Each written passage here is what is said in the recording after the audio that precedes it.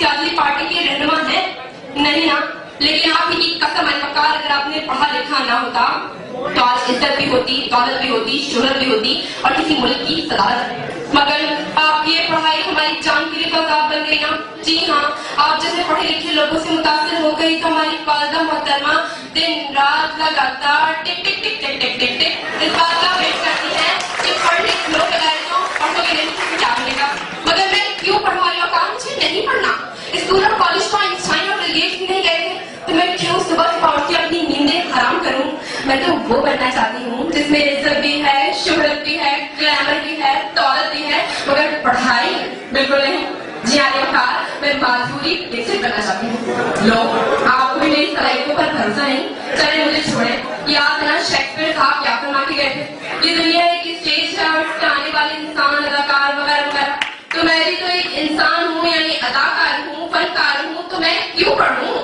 अदाकारी गुर्बत की भी एक वजह है वकार। दरअसल हुआ कुछ यूं कि हमारी पुप्पी के चच्चा पीएचडी डॉक्टर टीवी पे ऑनलाइन शो किया करते थे।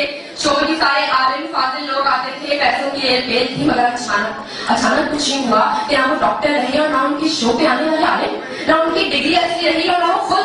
हमारा तो इतना करीबी रिश्ता ठहरा तो हमने पूछ लिया कि मौसूफ अगर पढ़ा लिखा नहीं था तो वो डिग्री वगैरह। कहने लगे मैं क्यों पढ़ता, मैं तो अदाकार हूँ। रोता तो ऐसे कि सब रोने लगे, हंसता तो ऐसे कि सब हंसने लगे, और बेवकूफ बनाने पे आया तो ऐसा बेवकूफ बनाया कि लोग 4 साल तक बनते ही रहे।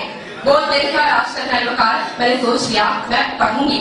अरे मैं अदाकार हूँ, और वैसे भी आजकल तो पाकिस्तानी अदाकारों से हद तक मुतासर हूँ कि अदाकारी के सिवा कुछ सोचना की गुनाह कबीरा लगता है। जी हाँ वकार, मेरा भी दिल चाहता है कि मैं पाकिस्तानी अदाकारों की तरह ब्रिटिश एक्सेंट में पढ़ अंग्रेजी बोलूं। जैसे I am suffering from Karachi to Lahore. मेरा भी दिल चाहता है वकार कि मैं इंडिया के किसी रियलिटी शो पे जाके किसी हिंदू को नमाज पढ़ाऊं। अब आप ही बताएं, अगर मैंने भी पढ़ना लिखना शुरू कर दिया तो लोग मुसलमान कैसे होंगे? मगर हमारी वालिदा को कौन समझाए? उन्हें बस एक ही बात समझ आती है, अगर एनडी की डिग्री नहीं होगी तो रिश्ते कहाँ से आएंगे लड़की?